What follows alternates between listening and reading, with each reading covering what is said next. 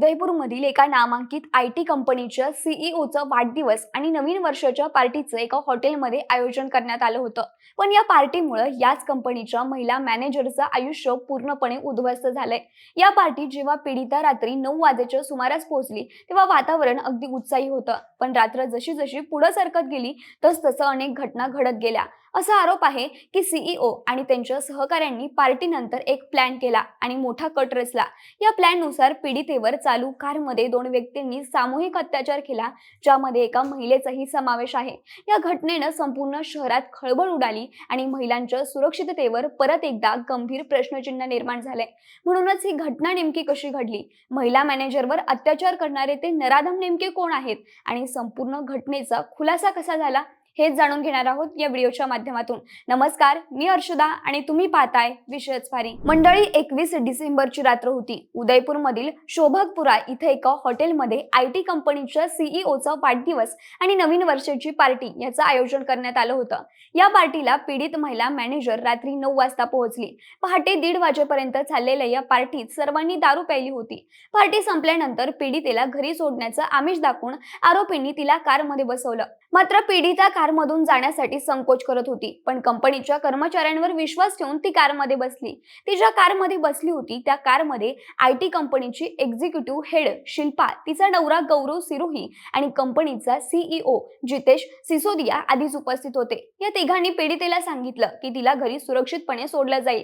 त्यानंतर जे घडलं ते फार भयानक होतं। पीडितेला गाडीत बसल्यानंतर गाडी वाटेत एका दुकानात थांबवली। धूम्रपानाचं साहित्य खरेदी करण्यात आलं। हे साहित्य येताच पीडितेला धूम्रपान करण्यास भाग पाडण्यात आलं। काही वेळातच तिची प्रकृती बिघडली आणि ती बेशुद्ध होऊ लागली। तिने स्वतःवरचं नियंत्रण गमावलं। धूम्रपानाच्या साहित्यात कदाचित अंमली पदार्थ मिळवण्यात आले होते, ज्यामुळे पीडिता बेशुद्ध झाली। सीईओ जितेश सिसोदिया आणि त्यांच्या सहकाऱ्यांनी या संधीचा फायदा घेतला। पीडितेची प्रकृती बिघडत असल्याचं पाहून ते थांबले नाहीत, तर त्यांची कृती सुरूच ठेवली। अंमली पदार्थ पीडितेला कमकुवत करत होते। या दरम्यान गाडी शहरातील रस्त्यांवरून धावत राहिली। मात्र पीडिता जेव्हा शुद्धीवर येत होती तेव्हा तिला समजत होतं की तिचा विनयभंग केला जातोय, म्हणून त्यावेळी तिने तीव्र निषेध केला आणि थांबण्याची विनंती केली, परंतु आरोपीने नकार दिला। ही घटना पहाटे 1:45 सुरू झाली आणि पहाटे 5 वाजेपर्यंत सुरू होती। या दरम्यान पीडितेला शांत करण्याचा प्रयत्न करण्यात आला, पण ती लढत राहिली आणि सकाळी हे सर्व संपलं तेव्हा पीडितेला तिच्या घराजवळ अस्वस्थ अवस्थेत सोडण्यात आलं। ती कशी तरी घरी पोहोचण्यात यशस्वी झाली। घरी पोहोचल्यावर जेव्हा ती शुद्धीवर आली तेव्हा तिला वेदना जाणवत होत्या। पीडितेच्या शरीरावर असंख्य जखमा होत्या।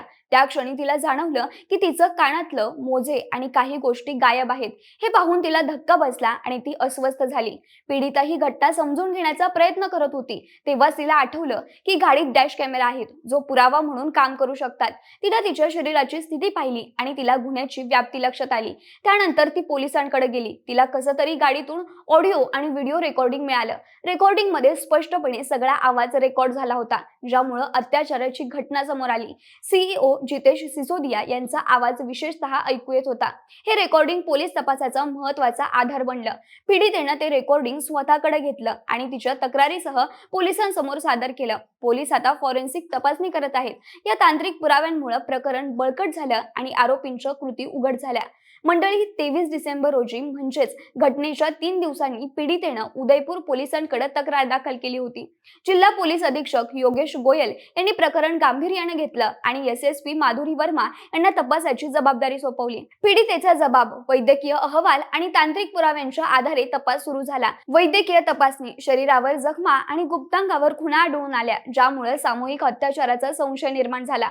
पोलिसांनी ताबडतोब कारवाई केली आणि पुरावे गोळा करायला सुरुवात केली। पीडितेच्या तक्रारीनं संपूर्ण प्रकरण जनतेच्या लक्षात आणून दिलं। तक्रार मिळाल्यानंतर 2 दिवसांनी पोलिसांनी सीईओ जितेश सिसोदिया, गौरव सिरोही आणि शिल्पा सिरोही यांना अटक केली। तिघांनाही न्यायालयात हजर करण्यात आलं आणि त्यांना 4 दिवसांची पोलीस कोठडी सुनावण्यात आली आहे। मंडळी, या सगळ्या घटनेबाबत पोलिसांनी दिलेल्या माहितीनुसार 23 डिसेंबरला घटनेची तक्रार नोंदवण्यात आली होती। पीडिता मॅनेजर पदावर काम करत होती, त्यामुळे सर्वजण तिच्या ओळखीचे होते, म्हणूनच तीही बिनधास्त पार्टीला गेली। मात्र तिच्याच ओळखीच्या लोकांनी तिच्यासोबत हे वाईट कृत्य केलं। मंडळी, सीईओ जितेश सिसोदिया हे उदयपूर येथील जेकेएम आयटी प्रायव्हेट लिमिटेड कंपनीचे मालक आहेत। कंपनी त्यांच्या वेबसाईटवर 4.7 रेटिंग देतं आणि महिलांसाठी सुरक्षित असल्याचा दावा करतं। या घटनेनं हा दावा उघडकीस आला. जितेश हा उदयपूरचा रहिवासी आहे आणि आयटी क्षेत्रात सक्रिय आहे. या घटनेमुळे कंपनीच्या इमेजवर मोठा परिणाम झालाय.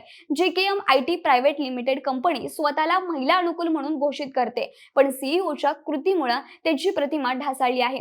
पार्ट्यांमध्ये दारू आणि ड्रग्जचा वापर महिलांच्या सुरक्षिततेला धोका निर्माण करतो. त्यामुळे कर्मचारी घाबरले आहेत आणि कंपनीचं रेटिंग आता जोक बनलंय. या घटनेमुळे कामाच्या ठिकाणी सुरक्षिततेवर प्रश्नचिन्ह उपस्थित झालंय. सीईओच्या मध्यवर्ती भूमिकेमुळे कंपनीच्या विश्वासार्हतेवर परिणाम झालाय. या प्रकरणाची चौकशी केल्यास अधिक माहिती मिळू शकते, असं पोलिसांनी सांगितलंय.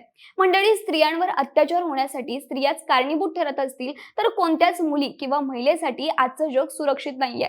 आयटी कंपनीच्या महिला मॅनेजरवर झालेल्या अत्याचारामध्ये विशेष गोष्ट म्हणजे ज्यावेळी हे कृत्य घडत होतं त्यावेळी कारमध्ये एक महिला देखील होती, जी कंपनीची एक्झिक्युटिव्ह हेड आहे.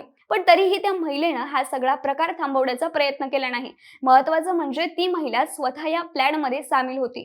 थोडक्यात सांगायचं तर आज लहान मुलींपासून ते 60-70 वर्षीय महिलांपर्यंत कोणी सुरक्षित नाहीये, ना आपल्या घरात, ना शाळेत, ना ऑफिसमध्ये, ना इतर ठिकाणी.